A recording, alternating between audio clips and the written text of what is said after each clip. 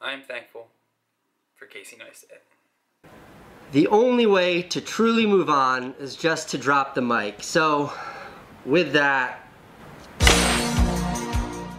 I'm thankful for inspiration, for the ability to have a fire torch under me every single day. Those of you that watch this channel know that I'm a huge fan of Casey, as a bunch of other YouTubers. Now, Casey wasn't the reason I started watching YouTube. Actually, to be completely honest, first YouTuber I ever watched was Philip Franco back in like 07 when he started. Then I remember slowly getting back into YouTube, and I forget who exactly got me in the most. But I remember coming across one of my favorite YouTubers, Grace Helbig. Sketch character piece, Troy. All I want to do is make you happy, Troy. I owe you 5 years. Who's zany, wildly funny, hilarious person.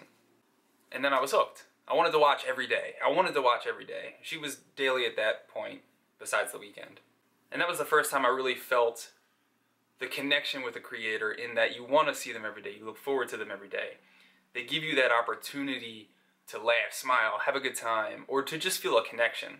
And then that's when I started doing YouTube. Because of inspiration. Because I was inspired to see that connection, to feel that connection, to have the opportunity to be on the other end of that connection for other people. But I did YouTube on and off. It wasn't a very consistent thing. I started my channel off a little zany like Grace Helbig because I was finding my way. My man Kerry Brown is on the block. Say hello to YouTube. Yo, YouTube, what's up? He's on the other side of the street. But then I kind of took it to a place that I felt was more genuine to me, which was advice and commonness. Being able to portray who I was as a person and how I lived my life. I wanted to be the one that made everybody laugh, that had a great time, that made everybody else's time better. And I just couldn't do it. I was afraid. I remember having to go up in front of the class to do presentations, and I would have this entire idea in my head of how awesome I was going to be. I'd go up, I'd say this, I'd drop some jokes, people would be laughing, back row would be wetting themselves. Again, don't wet yourselves. And it was a very raw and unnerving thing to post some of the things that I posted. And I remember every time sitting with my finger on the upload button, thinking, should I post this? Thinking, will this actually benefit me, or will it hinder me? And I remember I posted a couple of them, and every single time I posted, I got such positive feedback, such great feedback from people who could understand, who were going either through the same thing or know someone who were going through the same thing, or just felt like they could connect with the feelings that I was having. I posted one of my first big videos when I got back into YouTube was how to be yourself, and it was a really long video that I filmed on a cell phone camera that was absolutely barely edited, I think. I basically think I just posted it. And it's one of the most watched videos on my channel. And as I've done and experimented with a bunch of different things, I've gotten as real and as raw as I can, more and more with each new video. And every time I post a video, I always think, is this what I should do? Is this what I want to put out? Is this true to what I think that I want to share and make the point of this whole channel? And the answer isn't always yes. But I would say I try every single day to do that.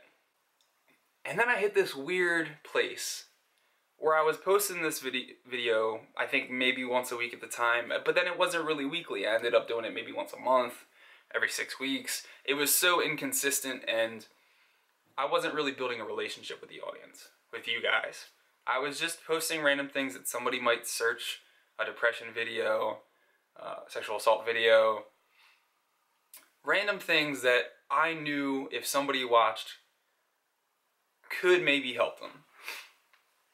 And the thing I love about Grace Helbig and other comedic YouTubers is that they talk so much about how they talk to people and how they were so enlightened by the fact that they're able to make people smile.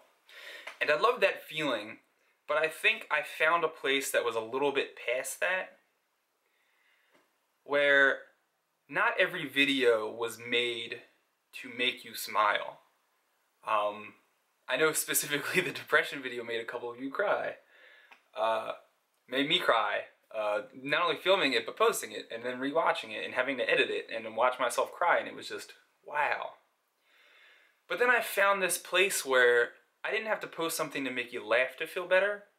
I posted something that showed how human I am, and how my life experiences have shaped and developed me as a person, and how, as great as some of you might think I am from a random video where I'm having fun skateboarding, you can also see what Eric is in the fact that he has issues, he has problems, and I'm speaking in the third person, which is a little weird, that I had those problems. And rather than make you smile because I made you laugh, I made you cry a little bit, but you felt connected in that now you don't feel weird. Now you don't feel like an outcast, because a lot of those topics were things that aren't necessarily comfortable to talk about with other people.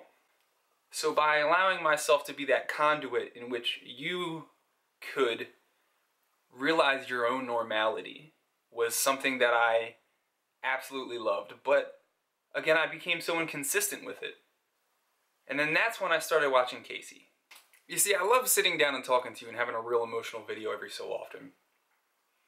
But I don't like that being everything. I want to also have the fun times. I don't want you to just see me when I'm sad or depressed. I want you to see me at my best, at having a great time, hanging out with my friends, doing all things that normal people do. Every part of the spectrum. And I was having such a hard time trying to come up with a cohesive way to do that that didn't just feel jarring. Where one episode would be me sitting in front of the camera talking, and the next would just be me skateboarding around having fun. Because they were so polarizing. And I watched some of Casey's videos where he would start off skateboarding around New York City, meeting up with best friends, which, by the way, every single person is the best person he's ever met, as he says. And then exploring the world, going different places. But then while doing this, having this ebb and flow of, I'm skateboarding around, having a great time, but also, let's sit down for a minute and have a real conversation. And it kind of just clicked in my head that these didn't have to be separate entities. You could have the fun times and have the bad times and have them, not even necessarily bad times, but have the conversations and have them all in one video. They don't have to be separate because our emotions aren't separate. My highs and my lows can happen within minutes. So trying to separate them into different ideas, I think, polarize the whole point. And seeing someone like Casey be able to take a really fun day and then a really serious conversation and then family time and then work time and mold it and push it into this artistically creative, awesome video that we were enthralled to watch really lit a fire under me. I think that was at a point where I probably was going to give up YouTube. Not because I didn't like what I was doing, but because I just hit a creative wall and I wasn't sure how to proceed forward. And he kind of was the inspiration for that. Now, obviously I use some things that Casey does in his video, in my video. I try to put my own spin on them, and I try to make them uniquely me. But as he once said, it's not about the actual construction of the video. It's about what am I actually putting in front of you. It doesn't matter if I have 18 cutaways and 16 different camera angles in one shot. If the content in the actual story isn't there, then it just isn't the same thing. And I was ready to give up YouTube right before that happened. And then I saw how every day he could put out this content. And it was such an enthralling, like, wow, he can do that every day. Granted, he's better set up than me. He has like 18 booster boards, 67 cameras. I'm just exaggerating. But he had the ability to do something that I didn't really think was possible. But instead of saying, oh, I can't afford 17 cameras, or oh, I can't get electronic skateboards, or oh, I can't do this, or I don't live in New York City where it's busy all the time, I started dissecting the parts of his videos that were about the story. And I saw that really, you didn't need to have all this equipment. It helps him a lot, it absolutely does. But I don't watch a Casey video because I want to see all the cinematic. Now, don't get me wrong, I'm sure there are fans or subscribers of his that watch specifically for the cool drone shots and all that stuff. I watched because it felt like, as Grace Helbig used to say, she was the big sister of the internet. I kind of looked up to Casey in the fact that I wanted to watch a video to see what he was going through in his life, how he would be hit with an obstacle, how he would figure out how to get around it, and how he would be optimistic and have a good opinion about it as often as possible. So I wasn't watching for all the cinematography and all the awesomeness, I was watching for the personality and the story. So he gave me the realization, or helped me realize on my own way, that it's not at all about what you can do, what you have, what your resources are. It's about, do you have a story? Are you willing to share it? And if you are willing to share it, are people willing to listen? And it made me think about how I'd had these other problems and how I didn't want to just film what I was doing every day and how I didn't want to just make one video where I was sad for a little bit. I wanted to actually take you guys through what my life is like so you can see I'm successful in some aspects, I'm unsuccessful in other aspects, but I keep that fire under me to keep it going. And through this back and forth of video, you feel more normal than anything. My business plan, as you could say, for this channel is not to be entertaining. It's not to be real, although that is one of my main focuses. It's not even to grow to get subscribers.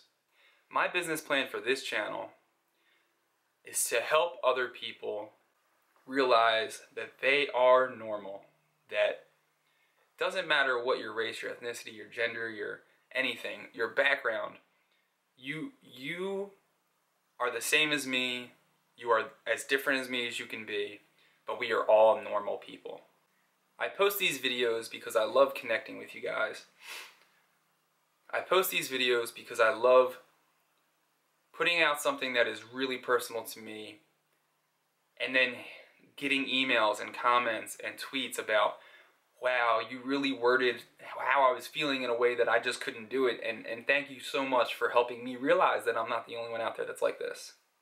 And then for the final aspect, I'm thankful for Casey for the constant inspiration to try and put out something every day. Now, as those of you who have watched my channel for a long time know, I have tried this a few times and I've never been quite successful. It is hard. It is super, super difficult. It's almost even difficult to just post an unedited video every day where you just sit there and talk to the camera for 5 minutes, because it's like, well, what do you talk about every day? It's tough. So to go through and have these experiences where you're like, I'm going to film as much as I can, try to turn it into a story, try to have an ebb and flow of excitement, realism, happiness, depression, all of it, and then make it feel real and unfiltered, but also still cinematic and great, is just mind-blowing that he could do that every day. But the benefit of that is every day I sit here and I think, what can I do today? Oh, you know what? I don't really have an idea. I'm not really sure what I'm gonna do. And then I get the notification, Casey uploaded a new video, and then I'd pop it open? What was it, a cassette tape? I'd open YouTube, I'd watch it, and I was just like, wow, he did all that, and I'm just sitting here doing nothing at the moment. Why don't I get up and do something? And then I would get up, grab a skateboard, go outside, get fresh air, skateboard around, have some fun, meet up with some friends.